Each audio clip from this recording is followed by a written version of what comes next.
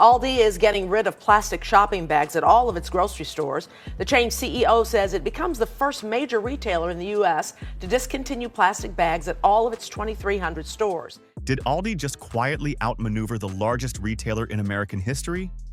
Walmart has spent 50 years and $400 billion building the infrastructure that Aldi replicated in 30 years for a fraction of the cost and is now beating at its own game in the metric that actually determines retail survival. Today, every data point gets exposed. Stay until the end. Number 1 reveals the single strategic decision Aldi made in 1976 that Walmart's own executives identified as a competitive threat in internal documents 20 years after. Let us get into it. Number 13. The quarter cart. Walk into any Aldi, and the first thing that happens is mild confusion. The carts are chained together, and getting one requires an actual physical quarter from your actual physical pocket. Americans found this baffling for years. Some found it insulting. A few wrote genuinely angry letters about it. Here is what those letters missed entirely. Every quarter you get back is a bribe to return the cart yourself. That means Aldi employs exactly 0 people to collect carts from the parking lot in the rain. Walmart pays crews to do that at thousands of supercenters, every single day in every single weather condition. Those wages come out of somewhere, and that somewhere is the price of your cereal. Everything we do is to pass on savings to our customers in every aisle every day, Aldi's vice president of national buying told reporters. A quarter sounds like nothing. Multiplied across 2,000 stores, it becomes a labor budget nobody has to pay. Walmart could copy this tomorrow. Walmart never will, because Walmart's entire brand is built on never asking you to do anything. There is a second benefit nobody talks about, and it shows up the moment you look at the parking lot. No loose carts drifting into cars, no dented door panels, no insurance claims from a runaway cart in a windstorm. The quarter turned every single customer into an unpaid cart attendant, and everyone involved is somehow fine with it. Germans have used this system for decades without complaint, which is roughly how long they have been laughing at us. The quarter is not a fee. You get it back every single time, which makes the outrage even funnier in hindsight. Up next, the policy that made American shoppers do a job they used to complain about doing. Number 12. You bag your own groceries. At Aldi, the cashier scans your items and drops them straight into a cart below the register. There is no bagging. There is no bagger. There is no polite pause while somebody wraps your eggs. You wheel your cart to a counter at the front and pack it yourself like an adult with hands. New shoppers describe this as jarring. Regulars describe it as the fastest checkout in American retail. The math underneath it is brutal and simple. Every checkout lane at Aldi needs 1 worker instead of 2, cutting labor costs in half at the busiest point in the store. Walmart staffs, baggers, or increasingly, shoves you toward self-checkout and pretends that was your idea all along. Aldi never pretended. Aldi told you up front that you would be bagging and then made it worth your while. It's all those little things that add up, Aldi's vice president of national buying explained to Axios. You do 90 seconds of work. Aldi hands you back 10 to 15% off your entire basket. That is the best hourly rate most people will encounter all week. Aldi cashiers are also famously fast, partly because they are often trained to sit rather than stand. Sitting sounds like a small thing. It reduces fatigue across a shift, which keeps scanning speed consistent from morning to close. Competitors treat a seated cashier as unprofessional. Aldi treated it as ergonomics and got faster lanes as the reward. The bagging counter also spreads customers out, so the register never becomes the bottleneck that jams up every other store. You have stood behind that bottleneck at a supercenter. You know exactly how long it lasts. Coming up, the shelving strategy that looks lazy and is secretly the most efficient thing in the building. If watching one competitor drag an entire industry's prices down makes your blood boil in the good way, hit that subscribe button right now because we track this stuff every single week. Done? Good. Number 11. Products. Stay in the cardboard box. Walk down an Aldi aisle and you will notice something that looks like the store never finished unpacking. Cans sit in their shipping cartons. Boxes sit on wooden pallets. Nothing is stacked into a pretty pyramid. Traditional grocery stores pay employees to individually unpack thousands of items and arrange them into displays nobody consciously notices. Aldi looked at that entire process and asked a question nobody at Walmart wanted to hear. Why are we paying humans to make cardboard invisible? So Aldi cut the shipping carton down the middle, slid it onto the shelf, and moved on with its day. Stockers who used to spend hours unpacking now spend minutes. Those hours became payroll savings. Payroll savings became shelf prices, and shelf prices became the reason your neighbor keeps mentioning Aldi unprompted. You even get to take the leftover cardboard boxes home for free, which doubles as a bag if you forgot yours. Walmart will never do this because Walmart stores are designed to look abundant, and abundance requires staging. Staging requires labor. Labor requires money. That money leaves through the register you are standing at. The cardboard approach also cuts waste in a way that happens to look good on a sustainability report. Fewer trips to a compactor. Less packaging discarded. Boxes reused by customers who forgot their bags at home again. Aldi never marketed this as an environmental initiative, which is somehow the most refreshing thing about it. It was a cost decision that happened to be green, rather than a green decision that happened to cost extra. Those two things look identical from the outside and cost wildly different amounts on the back end. Just ahead, the number that explains why Aldi stores feel weirdly calm compared to everywhere else. Number 10. 1,800 products. Instead of 60,000. A typical Aldi carries roughly 1,800 products across the entire store. A traditional supermarket carries tens of thousands, and some large chains push well past 60,000 individual items. That sounds like a weakness. It is the single most powerful thing on this list. When you only buy 1,800 products, you buy each one in staggering volume. Staggering volume means suppliers compete desperately for that one shelf slot, and Aldi negotiates from a position of real leverage. Walmart carries everything, which means Walmart's buying power gets spread thin across a catalog nobody could memorize. You walk into Aldi, and there is one kind of canned black beans, not 11. That is not deprivation. That is somebody already doing the comparison shopping for you. Shoppers report finishing an entire Aldi trip in the time it takes to find the right aisle at a supercenter. Fewer choices also means less shelf stocking, less inventory tracking, and dramatically less wasted product expiring in the back. Every one of those savings lands in the same place, which is the number printed on your receipt. There is a psychological benefit too, and shoppers describe it constantly without quite naming it. Standing in front of 11 nearly identical products is genuinely exhausting after a long workday. Aldi removed that decision entirely, and it turns out most people were never enjoying it in the first place. The trade-off is real. If you need a specific hot sauce or a niche imported ingredient, you're going elsewhere. For a standard weekly stock-up trip, that limitation costs you almost nothing and saves you a considerable amount. Aldi bet that most people want groceries, not a museum of condiment options. That bet keeps paying off. Drop the one Aldi product you refuse to buy anywhere else in the comments below. Number 9. 90% private label. More than 90% of everything Aldi sells carries an Aldi brand name you have probably never heard of. Millville Cereal, Clancy's Chips, Friendly Farms Dairy. Names invented in a conference room and printed on packaging that looks suspiciously familiar. That familiarity is not an accident, and it is not a knockoff either. National brands bake enormous advertising budgets into their wholesale price, and you pay for every commercial you have ever seen. Aldi skips the commercials entirely, which strips a substantial premium out of the product before it ever reaches the shelf. Private label products run around 30% cheaper than national brands across food, beverage, and household categories. These corn flakes are just as good, if not better, than the ones that have a chicken on the box, one longtime Aldi shopper told CNN. You have been paying for a cartoon rooster's marketing career this entire time. Walmart pushes great value hard, and great value is genuinely competitive on plenty of items. But Walmart still devotes most of its shelf space to national brands, because national brands pay for that placement.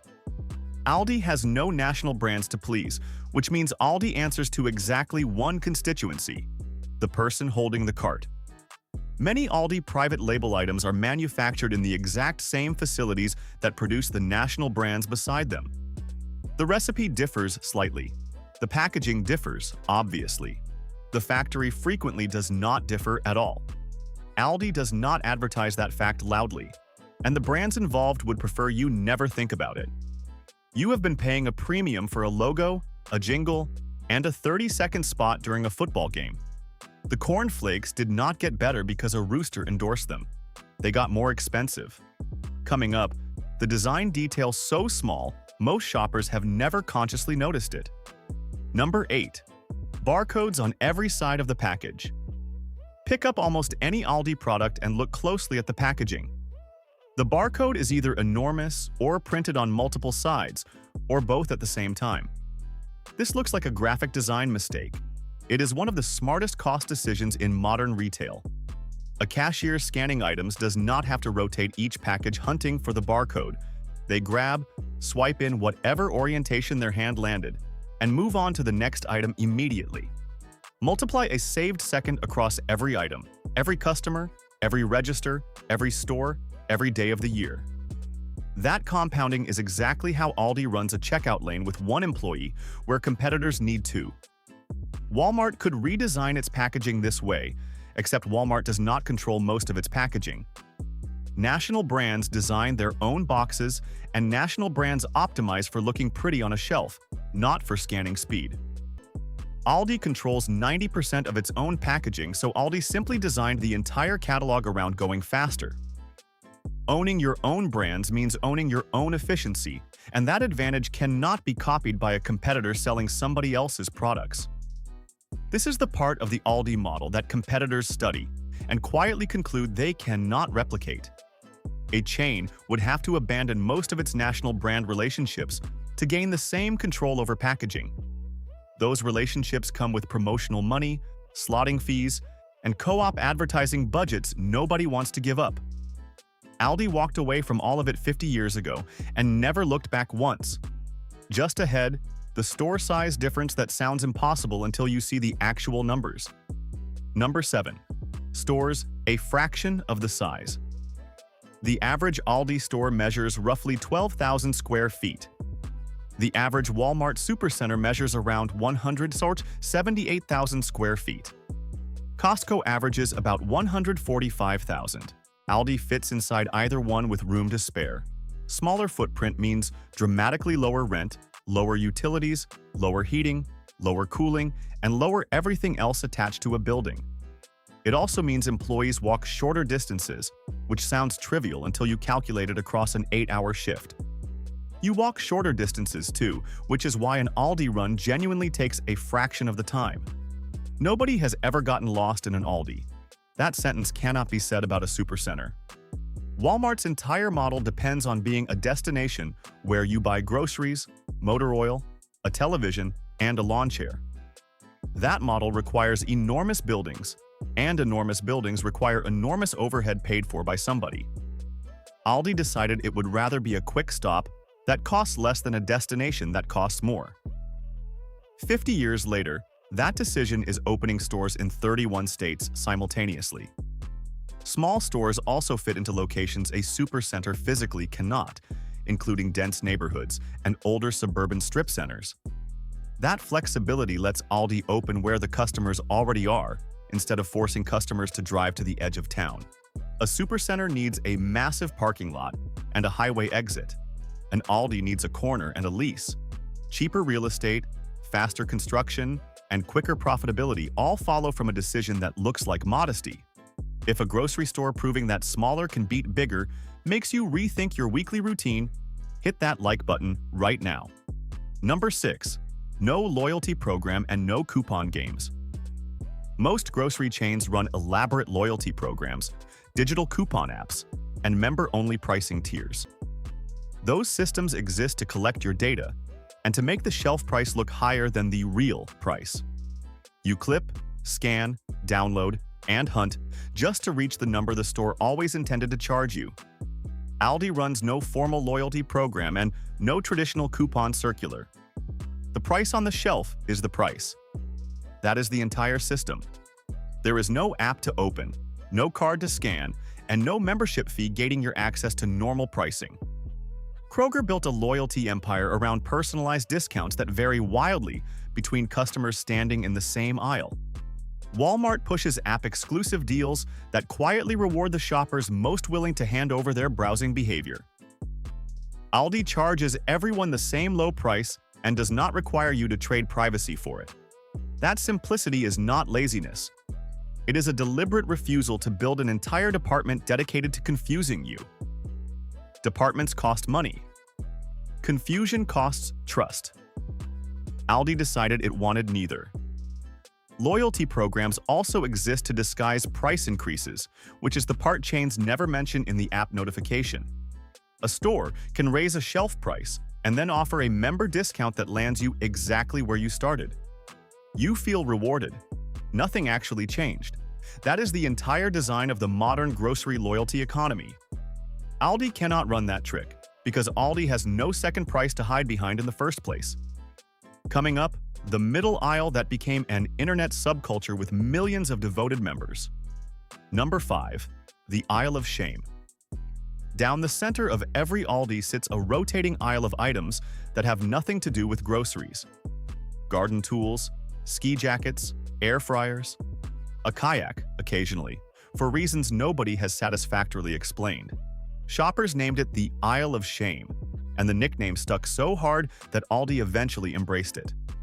A Facebook community built around that single aisle has grown past 3.5 million members. That is free marketing generated entirely by customers, for a company that spends almost nothing on product advertising. The business logic underneath the chaos is genuinely clever. Those items arrive in limited quantities, sell out fast, and never come back, which manufactures real urgency without a single discount sign. It also gives shoppers a reason to visit weekly rather than monthly, purely out of curiosity about what appeared this time. Walmart sells all of those same categories permanently, which means none of them are ever exciting. Permanent availability kills urgency. Aldi turned scarcity into a habit, and the habit into a Facebook group larger than most cities. You went in for milk. You left with a pizza oven. Nobody is upset about this.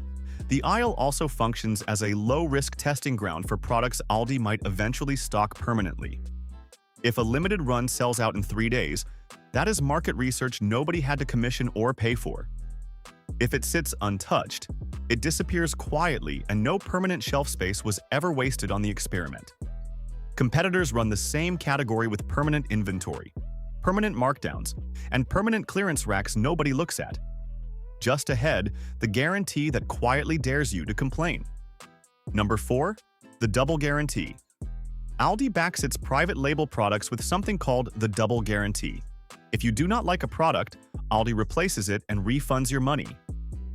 Both, not one or the other. Most retailers treat returns as a grudging concession negotiated at a customer service desk under fluorescent lighting. Aldi treats it as a marketing weapon. Think about the confidence required to offer that on 90% of your catalog. A company only makes that promise if it genuinely expects almost nobody to use it. That confidence exists because Aldi tests its private label products against national brands before those products ever reach a shelf. The guarantee also solves the single biggest barrier to buying a store brand you have never heard of. You are not risking anything. Worst case, you get your money back and a free replacement for the trouble. Walmart offers returns, obviously, but Walmart does not stake its entire brand identity on daring you to be dissatisfied. Aldi built trust by removing risk, which turns out to be cheaper than building trust through advertising. Consider what a national brand spends to convince you a product is good before you have ever tasted it. Aldi spends nothing on that argument and simply says, try it. And if you hate it, we will pay you to have tried it. The number of customers who actually abuse that policy stays low enough that the math keeps working year after year. Most people who try an Aldi store brand once do not go back to paying full price for the branded version. Coming up, the effect Aldi has on every competitor unfortunate enough to open nearby. Number 3. It forces competitors to cut their own prices. Here is the part that benefits people who have never set foot in an Aldi. When an Aldi opens in a town, Nearby supermarkets are forced to lower prices just to stay competitive. Analysts have a name for it, and shoppers have a simpler one. The prices go down. Kroger launched over 900 new private label products in a single year, chasing the model Aldi proved works. Publix, Walmart, and every regional chain in between have expanded store brand shelf space in direct response. National food giants like General Mills, Kraft, and PepsiCo are watching their shelf space shrink because of it. You may shop somewhere else entirely and still be saving money because an Aldi opened 4 miles away. Store brand sales climbed nearly 4% to $271 billion, hitting an all-time high share of grocery units. That shift did not happen because shoppers suddenly stopped caring about brands. It happened because one chain proved that store brands could be good, and every competitor scrambled to catch up. Walmart spent decades as the low-price benchmark everyone measured against. Aldi quietly took that job, and Walmart now has to answer for it in markets it used to own outright. Economists have studied this effect for years and given it a name that sounds far more academic than it feels. Shoppers experience it as a competitor, opening across the street and prices mysteriously improving the following month. That is competition working the way it is supposed to, which is rare enough these days to be worth noticing. Nobody voted for it. No regulator forced it. One German discount chain simply refused to charge more. Number 2. Opening 180 stores in a single year. Aldi announced plans to open more than 180 new stores across 31 states in a single year. By the end of that year, the company expects to operate nearly 2,800 locations nationwide. The target is 3,200 stores, and the company backed that ambition with roughly $9 billion in investment. Aldi entered Maine as its 40th state, with roughly 50 stores planned for the Denver and Colorado Springs markets. 3 new distribution centers are going up in Florida, Arizona, and Colorado to feed that growth. Analysts have compared this expansion pace directly to Walmart's supercenter boom in the late 1990s. The difference is the footprint. Walmart grew by building enormous buildings that required enormous sales volume to justify. Aldi grows by building small, cheap, efficient boxes that turn profitable faster and need less traffic to work. 1 in 3 U.S. households shopped at Aldi this past year, Aldi's chief executive said, announcing the expansion. A company celebrating 50 years in America is somehow growing faster than most startups. That is not luck. That is a model that was correct the entire time, finally meeting a moment that needed it. Grocery inflation did not create Aldi. Grocery inflation simply made the rest of America finally pay attention to it. The chain spent decades being described as strange, foreign, and vaguely inconvenient by shoppers who had never tried it. Then prices climbed everywhere else, and suddenly the strange, foreign, inconvenient store looked like the only sane option in town. Nothing about Aldi changed. The country's grocery bills did. Just ahead, the number that explains why every grocery executive in America is nervous right now. Number 1. Beating Walmart at Walmart's own slogan. Walmart's literal slogan is everyday low prices. It has been for decades. Aldi runs between 10 and 30% cheaper than Walmart on items both stores carry. Multiple independent studies have found this consistently, across years, across regions, across full basket comparisons. For a household spending $500 a month on groceries, that gap is $50 to $75 every single month. That is a car payment. That is a utility bill.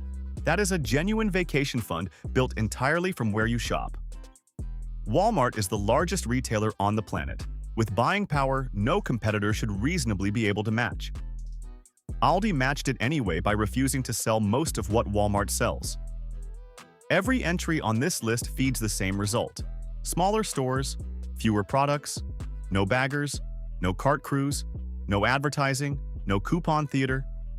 13 individual decisions, each one boring on its own, stacked into a price advantage the biggest company in retail cannot replicate.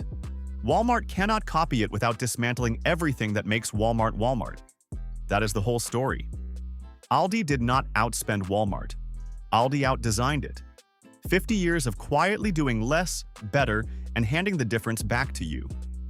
There are categories where Walmart still wins, and pretending otherwise would be dishonest. Walmart carries national brands, pharmacy, household goods, and roughly everything Aldi deliberately refuses to stock. Eggs occasionally come in cheaper at Walmart too, because price leadership is never perfectly universal across every single item. The smartest shoppers use both, running staples through Aldi and everything else through whoever is closest. But on the items both stores carry, the gap has held steady for years, and it has held in Aldi's favor. That is the whole argument, not a marketing claim. A measurable, repeatable, independently verified difference on your receipt. Every chain on this list of competitors had the same 50 years to figure this out. They spent it building bigger buildings, longer receipts, and apps designed to make a simple price feel complicated. Aldi spent it removing things, and removing things turned out to be the entire competitive advantage. Keep a tight grip on your wallet, because most grocery chains are still hoping you never do this math. Bring a quarter, bring a bag, and let somebody else pay for the Cartoon Rooster's advertising budget. Click the video on your left to see the grocery chain's customers are actively boycotting right now. I'll see you there. See.